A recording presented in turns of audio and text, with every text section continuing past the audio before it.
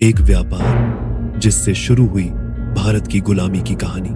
बात उस समय की है जब भारत सोने की चिड़िया कहलाता था, जब दुनिया भारत के मसालों, कपड़ों और दौलत की दीवानी थी।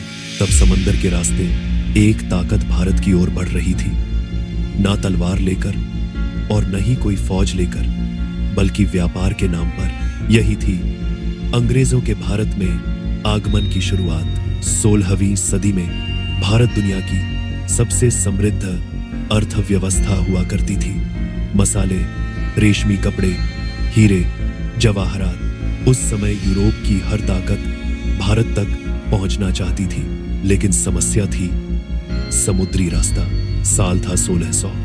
ब्रिटेन की महारानी एलिजाबेथ प्रथम ने एक कंपनी को इजाजत दी, दी ईस्ट इंडिया कंपनी। इस कंपनी को अधिकार मिला व्यापार करने का, जहाज रखने का और मुनाफा कमाने का। शुरुआत सिर्फ व्यापार की थी, राज करने की नहीं। साल आया 1608, जब अंग्रेज व्यापारी कैप्टन विलियम हॉकिंस अपने जहाज हेक्टर के साथ भारत पहुंचा।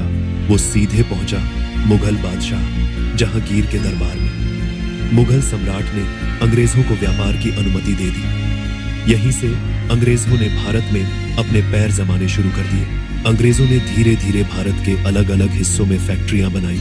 सूरत, मद्रास, बॉम्बे, कलकत्ता। हर फैक्ट्री के साथ अंग्रेजों की ताकत बढ़ती गई।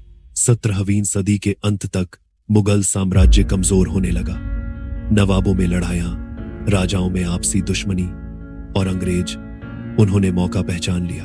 उन्होंने कहा, हम आपकी मदद करेंगे, बदले में थोड़ा सा अधिकार दीजिए। यही था असली जाल। साल 1757, प्लासी के मैदान में नवाब सिराजुद्दौला और सामने ईस्ट इंडिया कंपनी। लेकिन ये लड़ाई हथियारों से नहीं, गद्दारी से जीती गई। मीर जाफर की गद्दारी ने अंग्रेजों को बंगाल का मालिक बना दिया।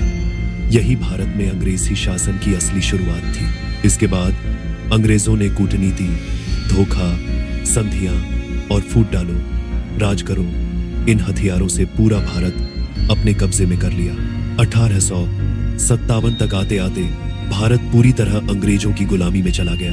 अंग्रेज भारत में राज करने नहीं आए थे, वो आए थे व्यापार करने। लेकिन हमारी कमजोरी, आपसी फूट और उनकी चालाकी ने भारत को 200 साल की गुलामी में धकेल दिया। ये कहानी सिर्फ इतिहास नहीं, ये एक सबक है। जो देश अपना इतिहास भूल जाता है, वो अपना भविष्य खुद खो देता है।